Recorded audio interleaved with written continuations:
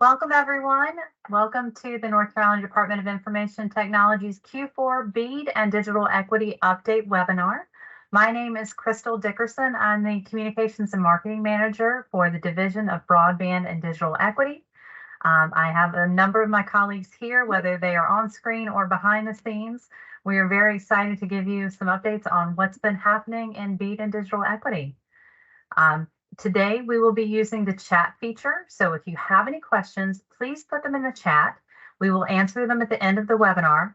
We will be collecting feedback. So if there are any things you'd like to come on camera or even just raise your hand and speak, please do so, and we will unmute you at the end.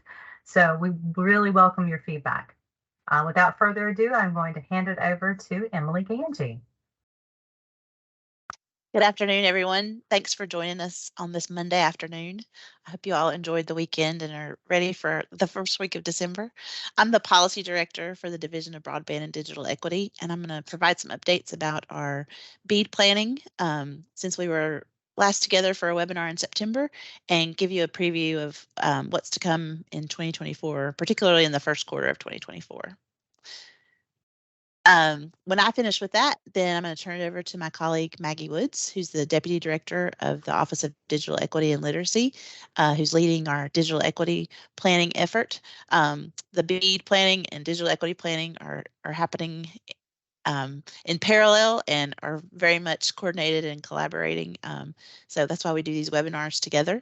And once she finishes giving you some updates, then we're going to use the rest of our time this afternoon to answer any questions that you have. And we really want to hear your comments about what we've shared or what you've read online with the drafts that have been posted for public comments. So next slide, please, Crystal. This is the map that we shared with you in September. That was the latest FCC data that we had available as of December 2022. And this was the map by which the NTIA based our calculation about our allocation of the BEAD funding. So based on this map, we got an allocation of $1.53 billion for North Carolina to expand internet infrastructure and to improve digital equity in our state. And we're still really grateful for that, even though it takes a lot of work to get the federal government to give you $1.5 billion and a lot of planning. Maggie and I are both ready. We enjoy the planning, but we're ready to get into the implementation now too. I've got a new map that's hot off the presses to share with you this afternoon. Thank you, Crystal, for advancing the slide. So the FCC released updated data the week of Thanksgiving, and folks in CGIA and the Department of Information Technology and prepared this map for us late Friday evening. So this most recent data, you'll see that there was a decrease in the numbers reported for unserved locations. And I'm going to give you my best layperson's explanation for why that is. So the mapping folks have analyzed this a bit and shared that there's now a license by rule fixed wireless file for North Carolina, and then that data wasn't available previously.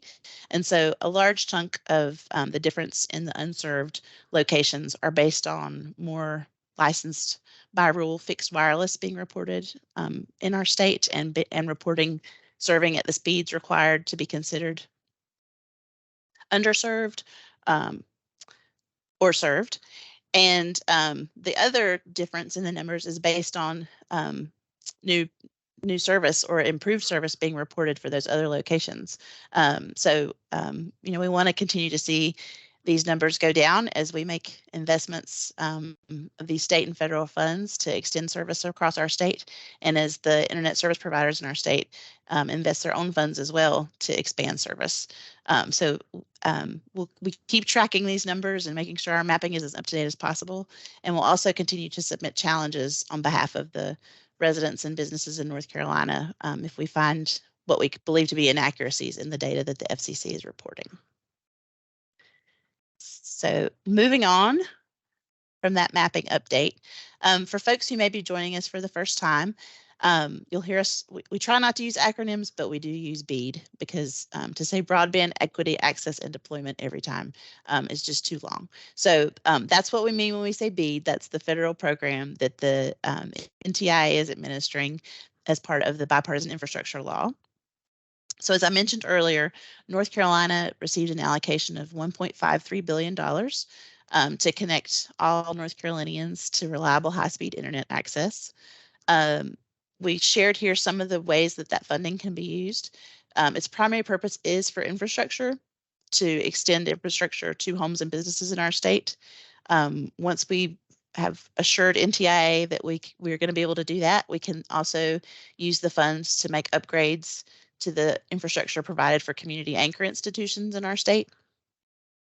Those are places like schools, healthcare facilities, libraries, the agencies who make either devices or public Wi-Fi.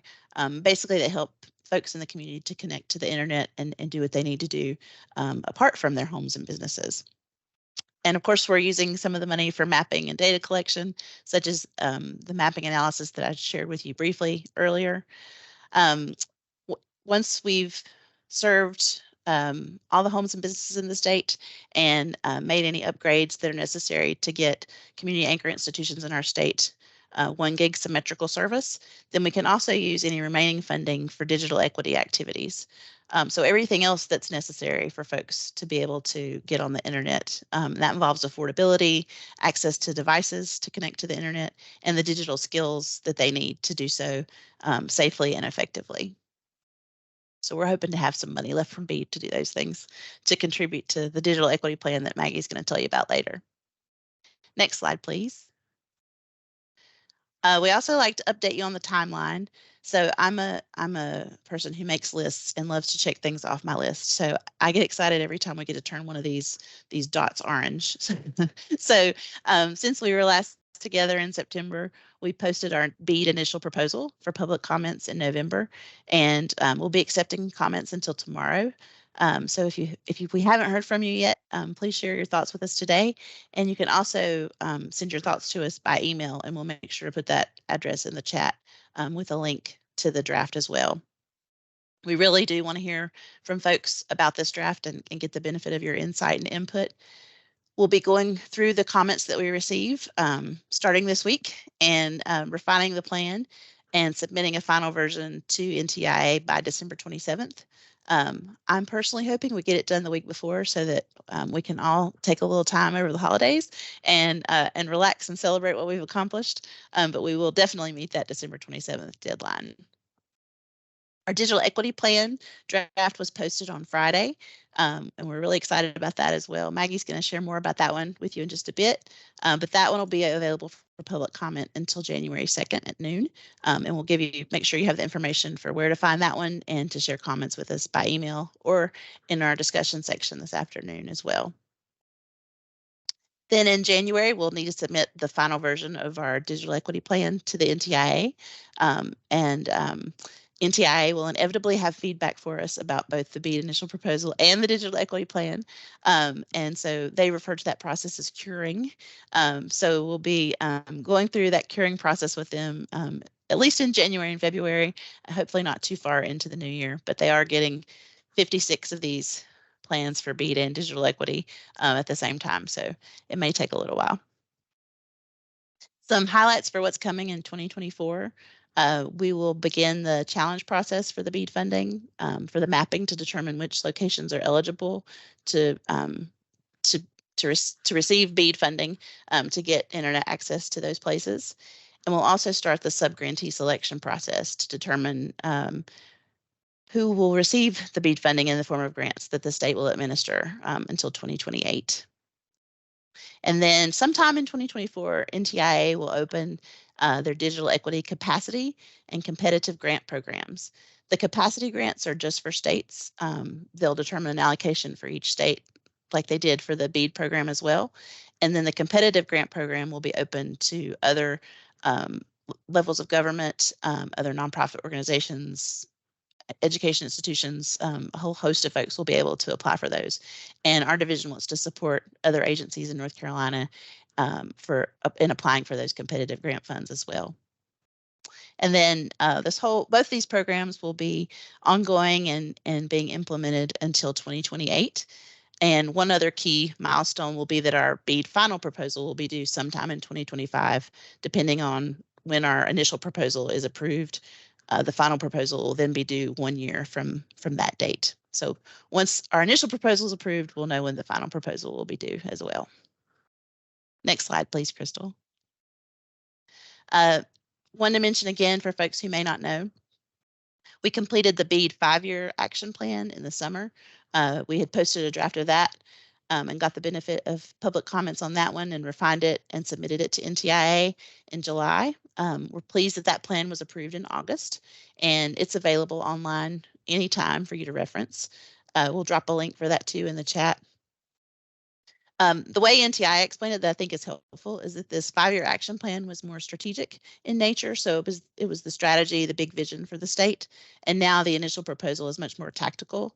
And we're responding to particular requirements that NTIA has for the use of these funds with the initial proposal. So that's been the focus of our work since this one got submitted over the summer. Next slide, please. So as I mentioned, the initial proposal is due December 27th. And it includes 2 volumes. So you'll see that there's 2 documents or 2 different files that we refer to. Volume 1 is primarily a document about the funding that's already available to support broadband in our state, both state and federal sources and local sources. And then it's data around the unserved and underserved locations for our state, which will be determined in large part by the FCC's data. It also will includes community anchor institutions that and what the data that we have about the internet speeds that they have available. That will help us determine if there are places that need the investment of funds to upgrade the internet service that they have at those community anchor institutions. And then finally, there are details about the challenge process and how we'll administer that to determine which locations are eligible for BEAD funding. Our challenge process can't begin in 2024 until that initial proposal volume 1 is approved, so that's reflected in our timeline that's available in volume 2 as well. Next slide, please. I'm not going to go through all of these different requirements and components because then we wouldn't have enough time to talk about digital equity, and I promised Maggie I wouldn't do that. But I did want to mention that all of these are requirements of NTIA to receive this BEAD funding. So all of our responses were drafted as just that, responses to what NTIA requires. And we're doing our best to align our existing state law, the input of our local governments and other agencies in the state with those federal requirements and what the federal agencies would like to see and how this money is spent. One thing I wanted to point out that's of particular interest and we're getting a lot of input about is our deployment subgrantee selection section, our response to NTIA about that requirement.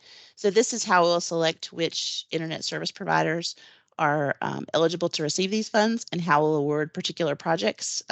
We have to provide basically a scoring rubric and the particular scoring matrix that we'll use to award projects. And I wanted to point out that existing state session law requires that we allocate the BEAD funding through 3 existing programs in our state that have already been created: the Great Grants Program, the Completing Access to Broadband Program, and the Stopgap Solutions Program, which hasn't yet launched, but will in 2024. We're still working to determine the feasibility of doing that and talking with NTIA about how that would work. So we may seek changes to that, and we promise to keep you updated in the new year as we work that out while we're going through the curing process with NTIA. Next slide, please, Crystal. On this list of requirements, I wanted to point out the low-cost broadband service option. So NTIA requires that providers who receive BEAD funding participate in the Affordable Connectivity Program and offer a low-cost option for the households who qualify for the Affordable Connectivity Program. The Affordable Connectivity Program, or the ACP, is a federal benefit that's administered by the FCC, and it provides a subsidy of $30 a month for most households and $75 for households on federally recognized tribal lands for internet service. And we believe that a program like this is really critical because if it won't be enough if we build the infrastructure to all homes and businesses in our state if the residents of those households can't afford the service that's available. We still won't have the adoption rates that we need for North Carolina to be competitive and for folks to be able to get the education and healthcare and workforce training and economic prosperity that access to the internet can provide. So we've been working to let residents in North Carolina know that they may be eligible for the Affordable Connectivity Program.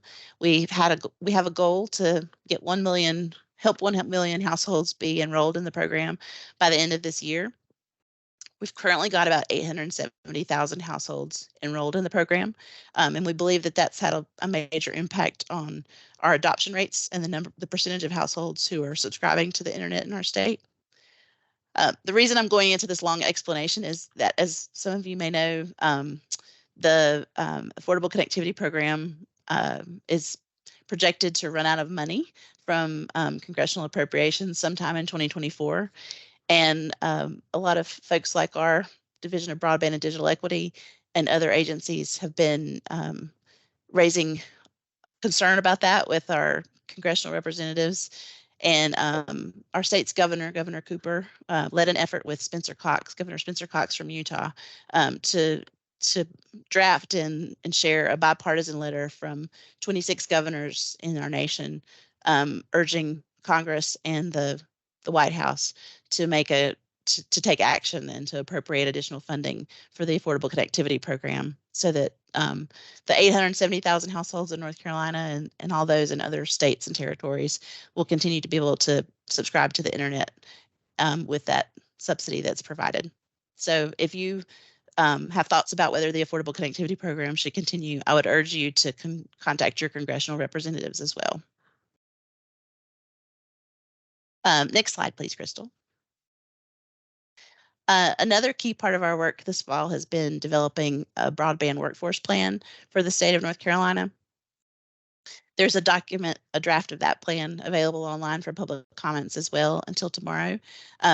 We've had the benefit of a broadband workforce advisory committee that's been meeting since the summer to help us draft that plan and identify the needs and gaps in terms of the skills and certifications in our state, helping us identify assets that already exist in education and training that we may need to scale out or develop further, and also helping us identify strategies and investments that need to be made to make sure we have the workforce that's needed for this historic investment of capital in the broadband sector in our state. The best estimates that we have are that between the American Rescue Plan Act funding, that $1 billion invested for broadband, and the $1.5 billion that we're going to get from the bipartisan infrastructure law through BEAD, that 6,000 jobs will be created over the next 5 years as a result of that funding. And so we've got to make sure we have the trained individuals that we need to make that deployment and that construction a reality and be able to maintain those networks going forward. So I want to commend again and acknowledge the advisory committee on the next slide who's helped us draft that plan. We've got folks from internet service providers, employers, labor unions, education and training providers, local government, other state agencies. It's a really impressive group of people who've provided great insight to us. And so I just want to take this in this small way, acknowledge and commend their work and express our appreciation. And then I believe my last slide is some next steps. So to give you a preview of what's coming, this month, as I mentioned, we'll keep accepting public comments on the BEAD initial proposal, volumes 1 and 2, until tomorrow, December 5th. And then we'll be going through all those comments and refining the proposal and getting a final version to NTIA by the end of this month. Then in January, the digital equity plan draft, the comments in response to the draft digital equity plan will be due by January 2nd at noon. And then we'll get the final version of that document to NTIA by January 14th. Then we've got, for both BEAD and digital equity, we have to submit technical and financial reports twice a year. And so the BEAD reports will be due at the end of January. And then, as I mentioned, in January and February, we'll be collaborating with NTIA on the curing process and getting our initial proposal and our digital equity plan to a place where NTIA will approve them. And then the funding should begin to flow. And then sometime in March, we'll have another webinar update for you to update you on what's happened since we were together today, and hopefully have lots of good news to share. So that's my quick BEAD update. Please do share any questions that you have in the chat, and we'll try to answer those after Maggie shares the digital equity plan information. And also you can share comments that you have about anything that's in the BEAD initial proposal drafts in the chat as well, and we can have discussion later on. But for now, I want to turn it over to Maggie Woods, who will share some exciting updates about the digital equity planning process. Thanks so much, Emily. I'm so excited to be at this point, to be able to share with you where we're at with our draft digital equity plan, which is up for public comment. And I would be completely remiss if I didn't start by just thanking the huge number of people who've been collaborators through this process. I see many of you on the call today, and that just makes me even more excited. Folks who've served on our working groups, our core planning team, people who are attended our regional sessions, our listening sessions, or helped us host listening sessions, people who filled out our asset inventory survey and our digital equity survey. We really have engaged thousands of people and organizations across the state. And so thank you to all of you who've already spent tremendous time ensuring your voice was heard in the planning process. And I'm really excited to share what we have. So if we move to the next slide, today I'm going to give a very broad brush overview of the plan. If you've looked at it, it is long, it is detailed, it is comprehensive. And so we don't have the time to go into super deep detail today. So if you see me kind of flying through, there's a reason for that. I want to get through my part so that we can hear from you. There have already been some great comments in the chat, so please keep them coming, and we'll make sure that we're answering those at the end of this section. But there will be lots of time to go into detail. So if you want to go deeper, we can certainly do that. I just want to start with our vision for digital equity that came out of the planning process. So our vision is, we envision a future where all North Carolinians have access to high-speed internet and the digital tools, resources, and skills to fully and equitably participate in our society, democracy, and economy. And then we have a strong mission that aligns really closely with the barriers and needs that we saw in the state and with our plan for action, which we will get into. And then you'll see at the right side on the screen, and if this is not your first webinar with us, you've heard this term before, covered populations. These are the priority populations that we centered through the planning process. These are the populations the federal government have identified as those who are most digitally excluded. And we worked really hard to engage organizations and people who represent these populations throughout the planning process. So for every aspect of the plan, we go into deep detail on how those needs or those barriers affect each covered population. So moving to the next slide, I wanted to provide an overview of the planning process itself. So we started by identifying our partners and developing an outreach plan. And so, like I mentioned, many of you have been our partners. We have a core planning team that's been meeting bi-weekly for over a year. We have 3 different working groups. And then we've developed a real strategy to ensure that we are engaging with appropriate partners around the state and continue to add to that list as the planning process moved forward. Phase 2 is really focused on outreach and engagement and data collection. So through our partners at the Institute for Emerging Issues at NC State, and I see some folks on the call, so hello, we engaged with local digital inclusion planning teams and coalitions. We then hosted 9 public regional sessions, and I do recognize a lot of names of folks who attended those. 8 of those were in person in each of the economic prosperity zones in the state. 1 was virtual, and then we ended it with a large summit in Raleigh to share our learnings and continue to engage. We engaged with state agencies through very kind of more formal interviews, as well as broader conversations to ensure that the priorities that we outline in the digital equity and the BEAD plans align with priorities across other state agencies, since we need to be working together. We developed an asset inventory of more than 1,300 resources, programs, and initiatives across the state, and I'll be talking a little bit more about this in just a moment. We deployed the first of its kind digital equity survey that received more than 6,600 survey responses. And then we hosted 23 listening sessions focused specifically on the needs and experiences of covered populations. And we partnered with key grassroots organizations to do that. And then finally, we're in phase 3. So we took all of that outreach, all of the data, all of the conversations, and tried to put it into a document that you all now see on our website, our draft digital equity plan.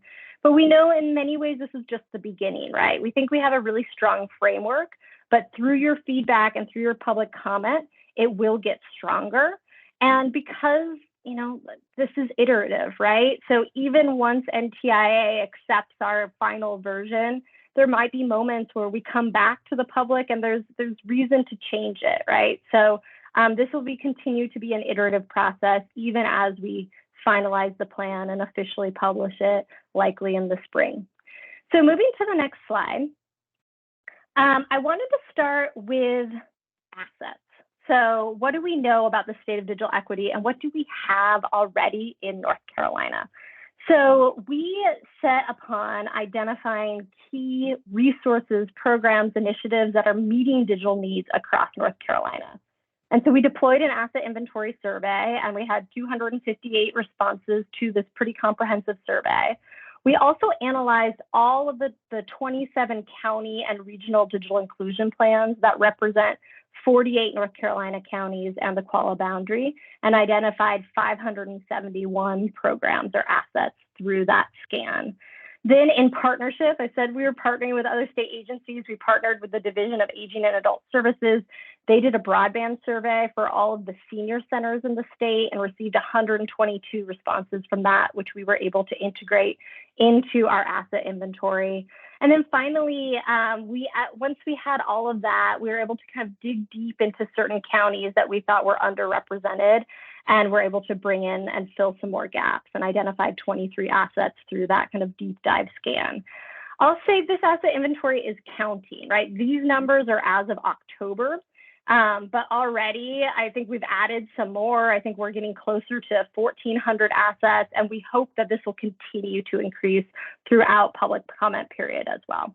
And then on the right, you can see a division of assets by category. So the largest category of programs that we found were public devices and public internet access, so often at community anchor institutions like libraries, like community colleges, followed by digital skills and technical support training, then providing device access, so loaning out devices or providing refurbished devices, and then followed by digital navigation, virtual support, digital inclusion funding, and then broadband access and affordability. And if we move to the next slide, we also did analysis by covered population. And so we could really see where certain covered populations were really well served and others that weren't as well served. So you can see there were the most assets for low-income households and kind of general population or older adults. And then the least for those who are veterans, LGBTQIA individuals, people who are incarcerated and reentry. We also saw a significant need for programs provided in languages other than English. The most programs in other languages were in Spanish, but there was a lack of geographic spread and very few programs in languages other than Spanish. I also want to note that there was a specific need for programs designed for people with disabilities. There were lots of programs for people with disabilities, but very few that were focused on their specific digital needs. And we know from talking to folks with disabilities and talking to people who serve them that the needs of people with disabilities, depending on the disability, can really vary significantly. And then we just saw the need for more geographic spread of these kinds of programs overall. So we go into much more detail in the plan itself. But moving to the next slide, looking at the assets and looking at the available data, we identified specific barriers and needs across the board. And we put these into 5 different categories. So the first need was access to and affordability of high-speed internet. The second was the accessibility and inclusivity of online public resources. The third is digital literacy. The fourth is cybersecurity and privacy. And the fifth is affordability or availability and affordability of devices and technical support. So I'm going to go a little bit deeper into each of these. Again, the plan goes into significant detail in each of these, so it'll still be kind of broad brushstrokes. But let's move to the next slide and talk about access to and affordability of high-speed internet. So I mentioned that we deployed a digital equity survey. I have pulled some of the key data from this just to give you a snapshot of the kind of data you'll see in the plan. So we asked people who didn't have internet at home what was preventing them from connecting to the internet. And they said either the internet was not available or internet was too expensive were the two most common responses. If we keep going, thank you. But the internet is available but doesn't work well enough for my needs. That was something we heard a lot through listening sessions. And then at lower rates, people not having a device to connect to the internet, people not wanting the internet at their home, 7%, and then not knowing how to use the internet, 6% of people, why they didn't have internet at home. And you can see here, this quote came from a write-in response to the digital equity survey, but quote, "I couldn't work without reliable internet, and my young adult and teen kids would struggle with their work and school. Days when the internet cuts out are really tricky." And we heard that a lot from a lot of different people.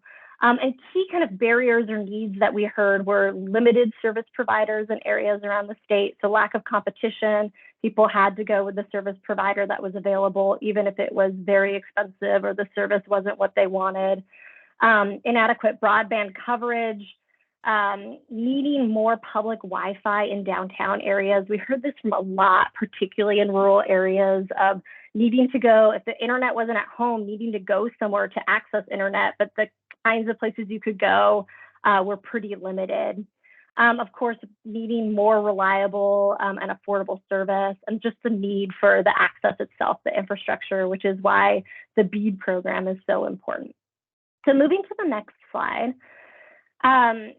This is just a snapshot of some of the barriers and needs around digital literacy. And so in our digital equity survey, we did ask people how confident they were in their abilities to do specific tasks.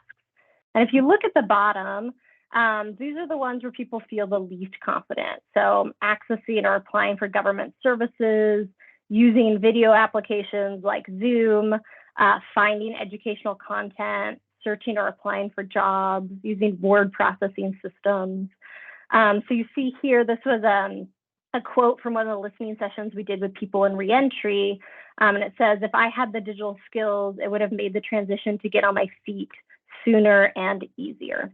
And I'll say that as we heard from people, one, there was just a tremendous need for more digital literacy and digital skills training across the board. But there were really specific needs from different groups. So folks in reentry who are talking about their experience being incarcerated talked a lot about entering when it wasn't a digital world and entering prison when it wasn't a digital world, and then leaving, and they'd never seen a smartphone before. They'd never held a smartphone before. And so kind of needing more support to prep them for what it meant to live in a digital society. We saw from aging populations that kind of the lack of basic digital literacy was a real deterrent. And we heard from many groups that understanding how to use telehealth or connect with a healthcare provider was really key. And that's something we didn't ask in this survey, and we will ask in future surveys, but was the need to be able to connect with a healthcare provider online and feeling really unsure and not confident on how to do that. So moving to the next slide, and I will say in the plan, we do look at, kind of broad barriers and needs, but we also look at each barrier by covered population and then talk about unique barriers for each covered population. So if you're really interested or you serve a specific group, you can kind of go deep into that detail and then let us know what we got right and what we may want to think about moving forward. So the third barrier was need for devices, digital devices and tech support. So we asked folks in the digital equity survey, does your household have enough working digital devices to meet the needs of your home? 87% said yes, but 10% no, and 3% said that they were not sure. And many of the things that we heard were kind of lack of necessary equipment to work from home, particularly in rural areas, or outdated technology. We heard this both from their computers at home were outdated and they couldn't afford to buy a new computer. We also heard this from public devices. So a lot of places they would go to use public computers were often outdated. We heard about lack of unaffordable technical support, so needing to get a computer fixed and trying to take it somewhere and it just being too expensive. We also heard about the challenges of devices in public spaces, having time limits, the transportation to get there, the outdated technology. And then we also heard, particularly in Western and Eastern North Carolina, the need for local device refurbishers to provide high quality, low cost devices. So the need for someone locally who is receiving computers, refurbishing them, and then providing them either for free or at a low cost to the community. And so then moving on to the next need, we heard about cybersecurity and privacy. And you can see here about the confidence levels kind of overall that people feel about both keeping themselves safe online and protecting their privacy. I will say across the board, this is a need. We heard from every single group talking about how they don't totally feel confident keeping themselves safe online. And this quote comes from a listening session we did with mostly older veterans. And they say, the younger generations know the security of the internet pretty well, but I'd like to know more things about a VPN and other security things. I will say the younger generations don't necessarily know, right? And that's what we heard both in the data, saw it in the data, but in talking to people too. They may know certain things, but not others. And so this also just shows kind of the need to integrate cybersecurity and privacy into existing digital skills and digital literacy training and to make sure that it's targeted for very specific groups. And so moving on to the last need that we identified was making online content accessible and inclusive, particularly for public services. So a lot of this is talking like government to government, both state government, local government, but also to organizations that are serving covered populations and others. And so we did ask people how they connect or how, whether they search for certain services online. And in the digital literacy skills section as well of the digital equity plan, we asked about how confident they were in receiving services online for government services. And we heard some very specific needs. So we heard a lot about the lack of language accessibility, and you see that in this quote here. I still need help with websites or searches in my language. If I had more languages, it would be easier. And so this is a real need for not being able to access public content in a language that people speak. And so sometimes you'll see, Google Translate on the top, and that goes, it's better than nothing, but it only goes so far. It often doesn't translate PDFs. And so ensuring that key government services are available in the top languages in a community are key. People talked a lot in listening sessions about their internet searches not meeting their needs, particularly when it came to benefits programs. So we talked a lot with veterans and with people in reentry about not being able to find information about benefits programs online or not knowing where to look. And then we heard a lot about language needing to be plain and accessible in online content, both particularly from the deaf and hard of hearing community, but also the low literacy community and others to be able to understand the online content. So that wraps up in broad brushstrokes the key barriers that we saw through the data and through our listening sessions. So let's talk about what we're going to do about those barriers. So we've developed 5 key strategies that align with each of those barriers and needs. And then we have measurable goals and implementation activities for each strategy. So I'm going to talk through each strategy and talk you through each of those. So if we could move to the next slide, and I'll start with strategy 1. So strategy 1 is that all North Carolinians have access to high-speed internet and to affordable, low-cost internet services. So our key goals under this strategy is by 2029, 100% of unserved and underserved households have access to high-speed internet. I know Emily shared the most recent data. The data we published in the Digital Equity Plan is now out of date. We have new data, and so that'll be updated. So we'll make sure that we update that baseline for everyone. Our second goal under this strategy is that by 2028, 80% of eligible households will subscribe through low-cost or subsidized internet services. We're currently at 49%. A lot of this depends on the ACP, the Affordable Connectivity Program, continuing. So I know there was already questions about that in the chat. We're really pushing hard to ensure that this program continues. It is vital to the work that we're doing and to ensure that everyone in North Carolina has access. By 2028, we want to see 90% of households subscribing to high-speed internet. So that's that adoption rate. And we want to reduce disparities across covered populations. So we're currently at 85% of households who are adopting the internet. And then by 2025, we want to see 100% of households with children subscribing to high-speed internet. This aligns with our current goals and Governor Cooper's goals and plans to close the digital divide. So moving to the next slide, we'll talk about how we're going to do that.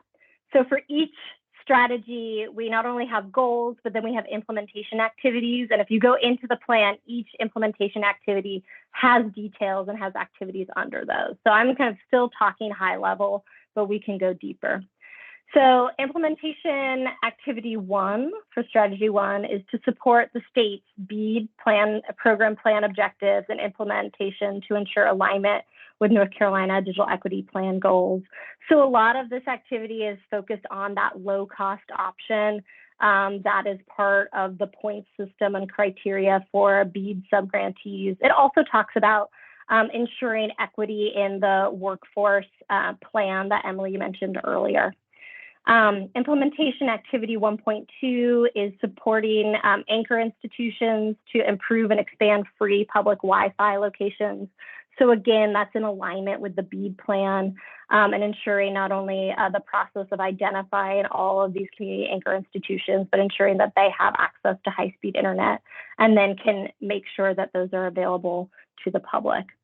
And then the third activity is increasing awareness of and enrollment in low-cost and subsidized broadband internet programs like the Affordable Connectivity Program. So moving to the next strategy. Strategy 2 is promote practices that support online accessibility and inclusivity of public resources and services. So our measurable goal for this strategy is that by 2028, we want to increase the confidence to access or apply for online government services by 5%. So currently overall, we're at 89%. But this varies significantly by covered population. So we want to see an increase of 5% by every covered population. And then by 2028, we want to see 100% of cabinet level agencies trained on accessible website content. And then we also want to train other public entities as well, such as local governments or other organizations to be able to provide accessible online content. So moving into the next slide, we can talk about how we're going to do that. So our first activity is to leverage partnerships within state government. So there are a lot of state government agencies focused on online accessibility and inclusivity, including NCDIT, so the agency that we're a part of, but also DHHS and the Governor's Office on Public Engagement have been leading the way and thinking about language access and making online content accessible. So we're going to leverage those partnerships along with partnerships with others to identify and develop North Carolina standards for online accessibility and inclusivity. There are international standards, there are federal law that require online accessibility, but there is, in conversations with people across the state, there's a lot of confusion around how to implement that. So we want to make that easier. And then the second activity is leveraging those same partnerships to train staff in all cabinet level agencies on online accessibility standards to improve the accessibility and inclusivity of state government websites and expand training and capacity to local governments and beyond. So moving to strategy 3, we will ensure that all North Carolinians can acquire the digital skills and understanding to meet their personal needs and the state's workforce needs. So by 2028, we want to increase in the percentage of North Carolinians who are confident using word processing programs, finding educational content, applying for jobs, and communicating with a healthcare provider by 10%. So increase that across the board by 10%. You can see the baseline below, except for the healthcare provider baseline, which I noted that we did not collect, and we are working to ensure that that's included in future surveys. And then by 2028, we want to increase access to and the geographic reach of services that meet individual needs to advance digital literacy by 25%. And this would include digital navigator programs. This is a measure that's going to be challenging to measure. We do have a note of how many entities we have offering each of these, but we also want to understand the capacity of organizations to be able to expand or provide services. So we're working on with our data team and some of our partners to ensure that we have a really strong measure here. So how are we going to do this? Move to the next slide. We have 4 activities under this.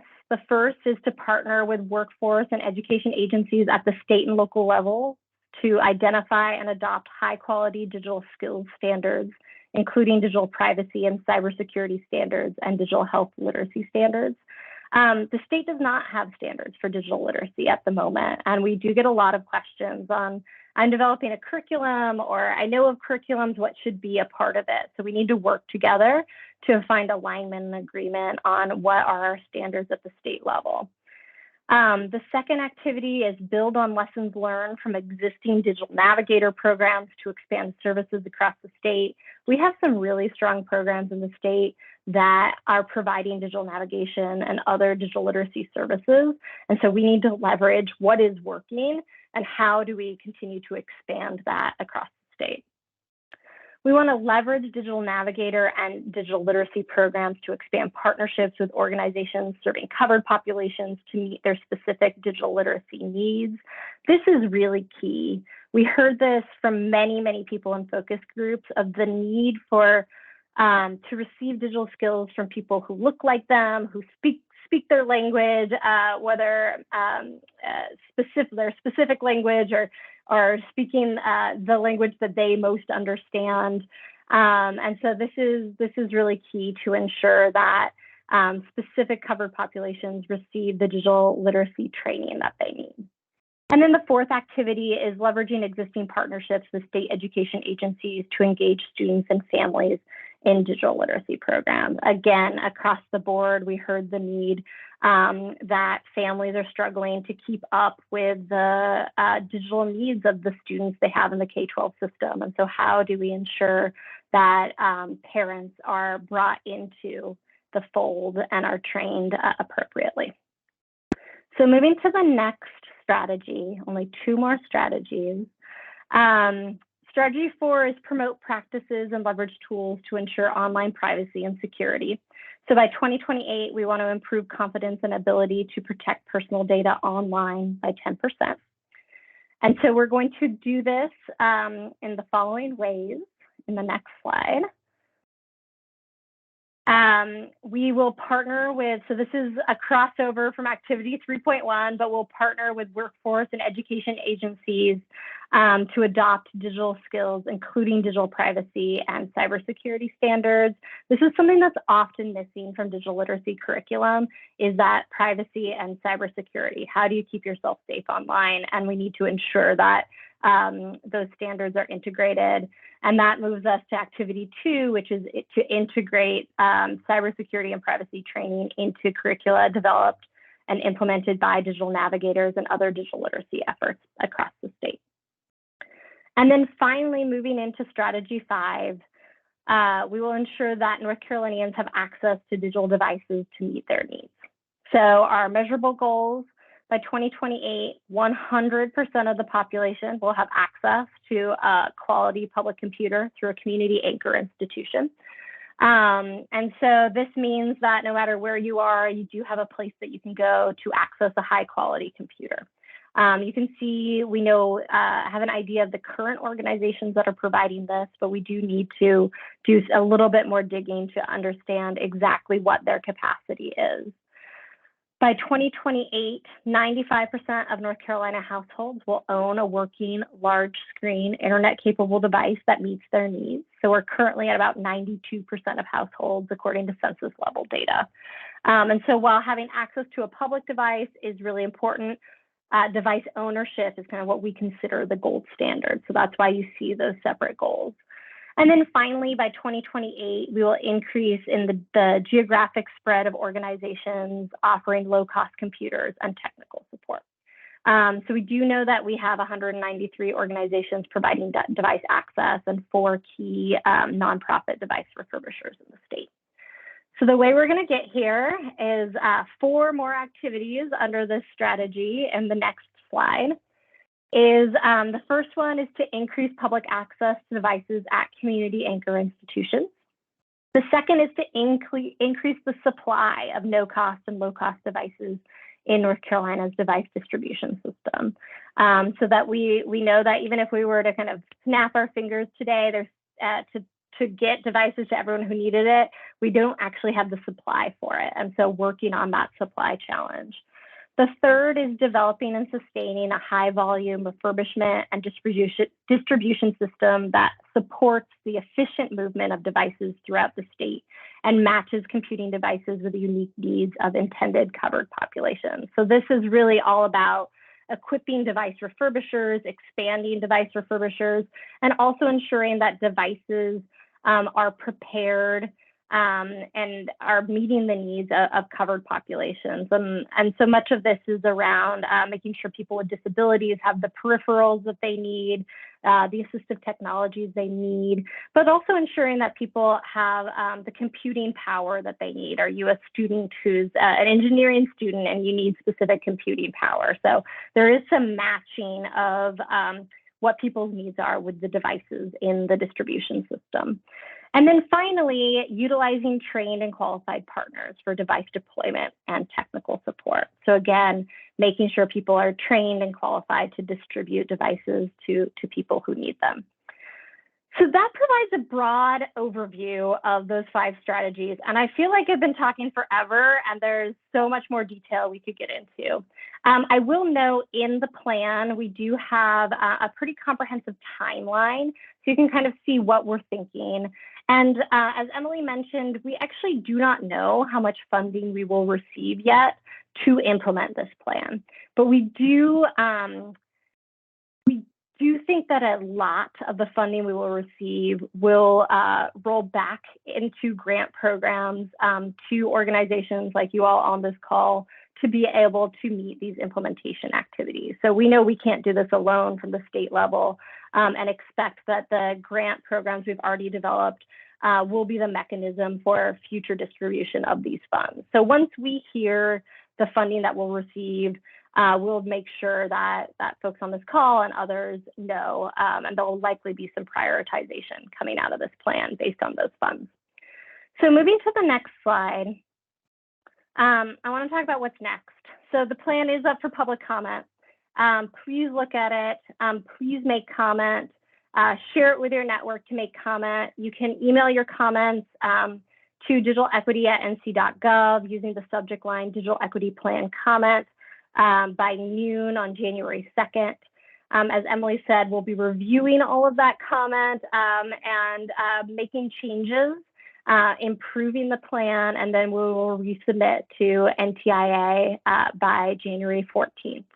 As a part of public comment, we're also asking you to help us improve our asset inventory.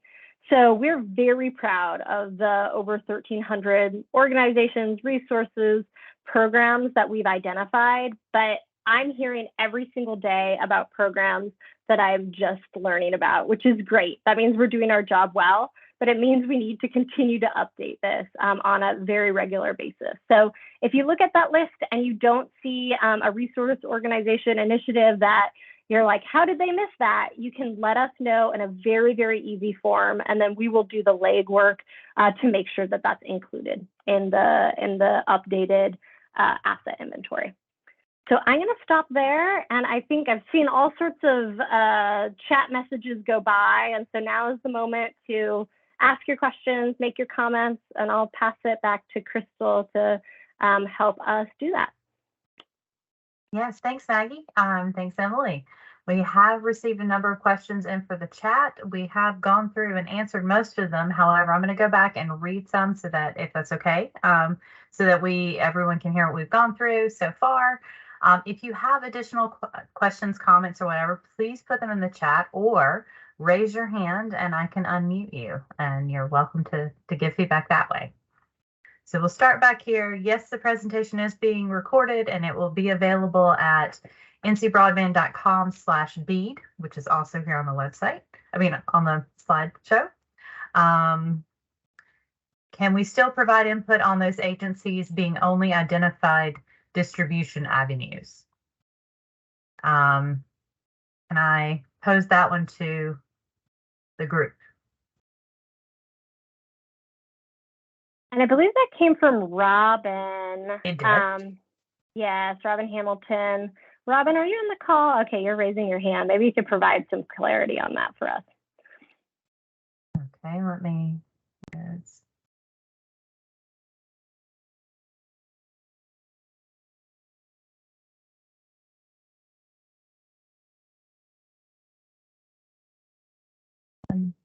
I'm trying to unmute you, Robin.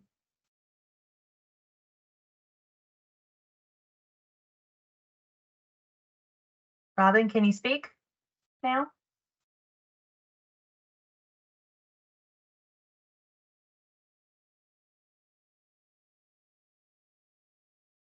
No. Okay. We will come back to you, Robin, on that one. Yeah. Sorry. And the short answer is yes, all input is welcome and encouraged. It will help us to know what particular agencies you were talking about. I'm not sure when you posed the question.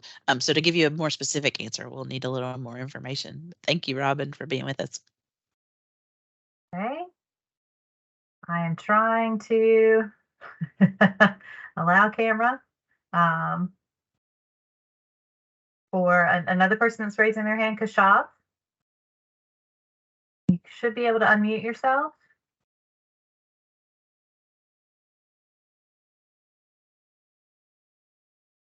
Is that working?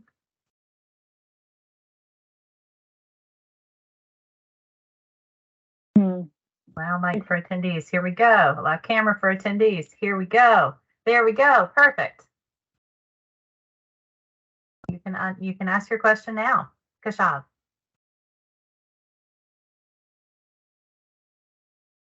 It looks like he can't unmute. Okay. Yeah. I'm trying. We've not had this technical difficulty before, so bear with me just one more second. Crystal, while you're working on that, you want me to do some of the questions that are in the chat? That would be lovely. Okay. Thank you. Yeah, it's hard to be the technical support and the moderator at the same time. A little bit. So Jeff Lee asked about the fact that the ACP the Affordable Connectivity Program is expected to run out of funding sometime in 2024, and how that would impact the low cost option requirement for BEAD. And so based on what we have in the draft initial proposal that's available online, for your public comments now.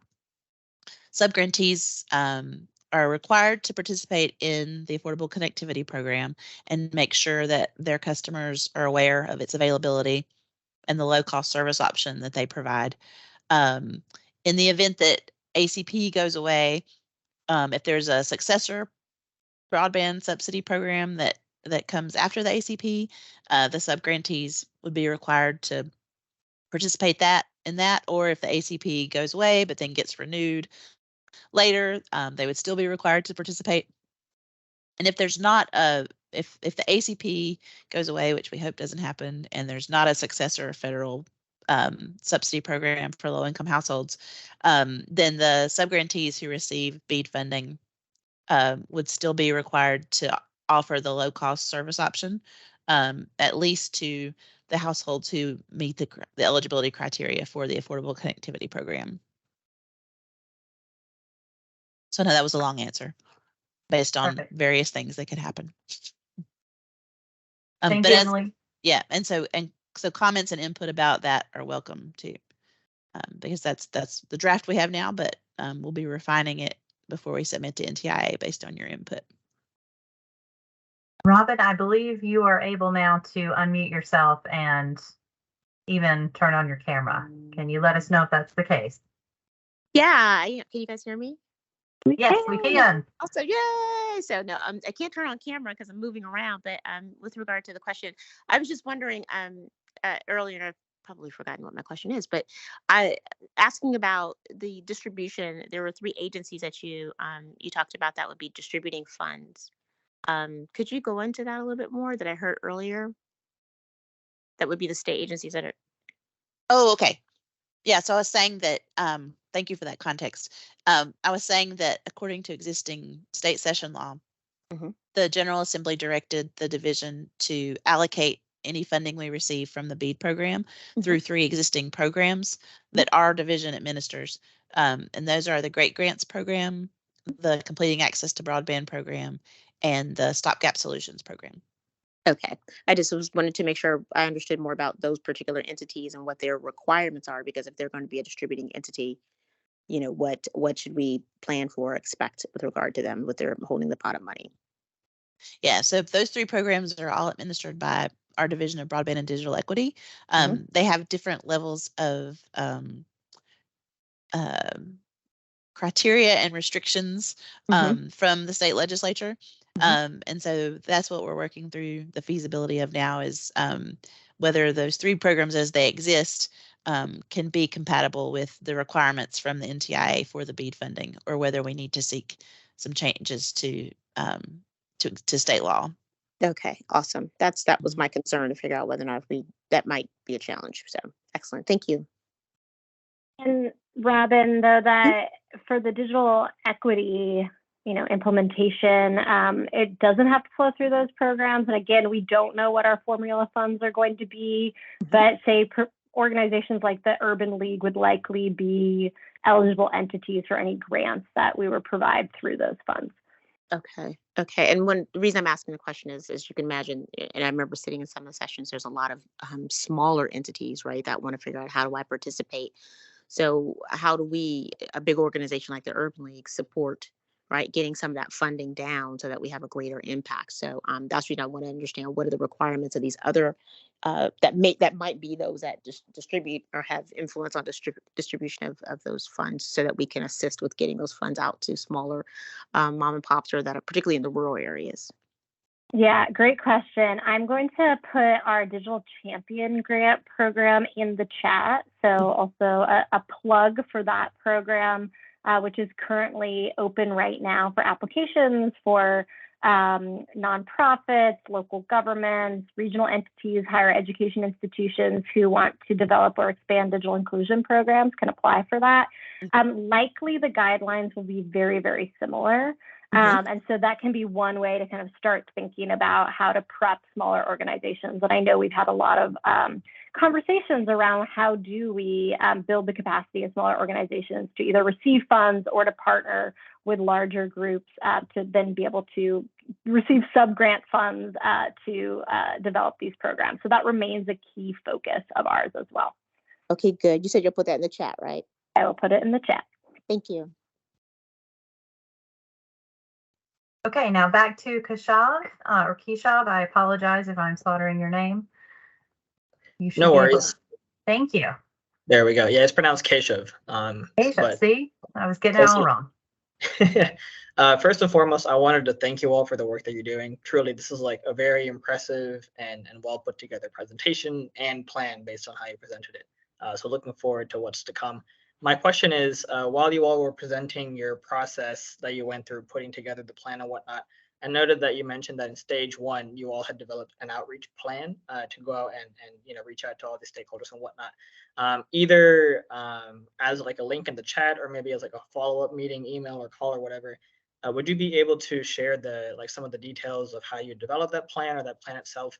As we in Person County are like, we're sort of in the midst of our own digital inclusion task force at the moment, and we're just at the beginning phase of our own outreach efforts. But having that information might help us, strategize our outreach plan a little bit better than what we're doing at the moment. Absolutely. And I'm well aware of your efforts. I'm putting a link to our outreach plan in the chat. That's kind of been iterated on, and always happy to be a resource as well as you think about rolling something out like this in your own community. Perfect. Thank you. Thank you. Thank you. Before we go back to the chat, do we have any other questions from the attendees?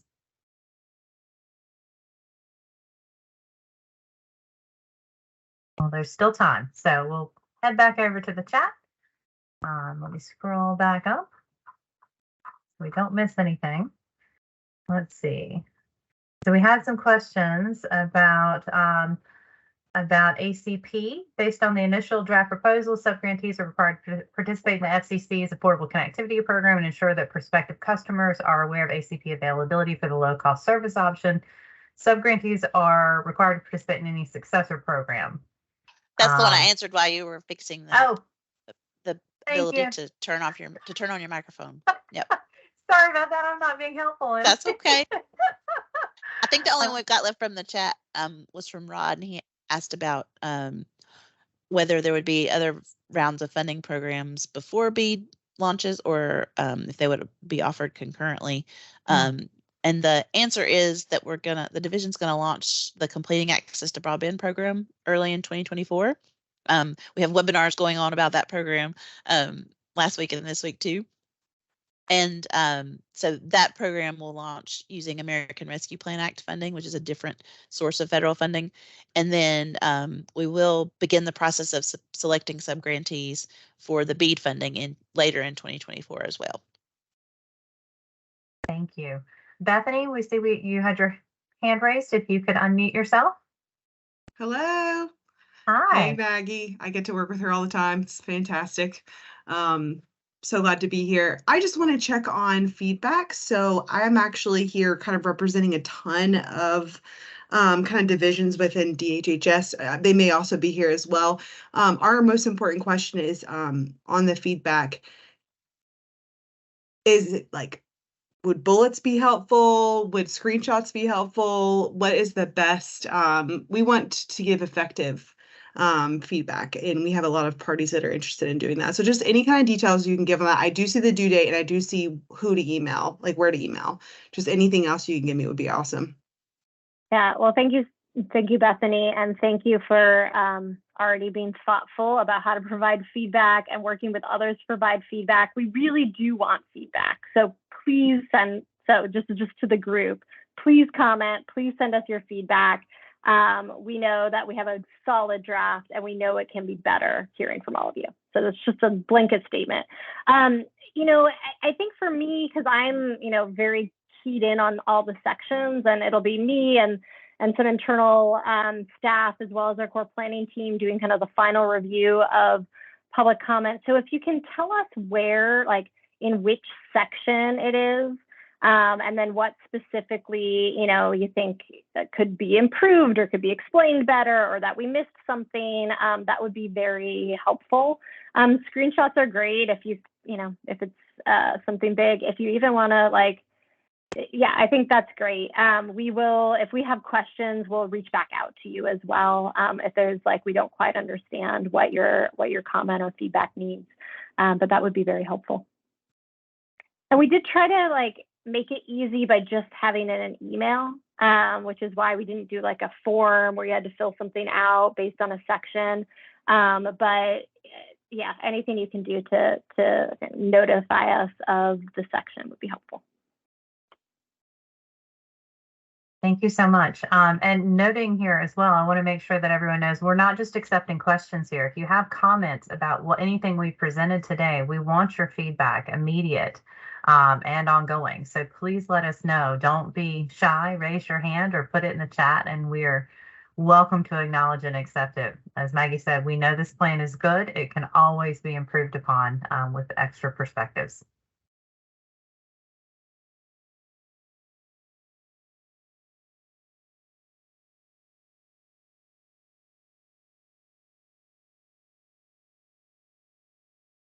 We've got 18 more minutes. We are certainly not in any hurry to leave the call. So if you are thinking of your questions, we are happy to wait and let you add them in the chat or raise your hand. We do have the feedback email address if that's a little bit more comforting. You did just hear about the best way to provide the feedback to us. But I'm going to pause again and see if we have any questions, comments.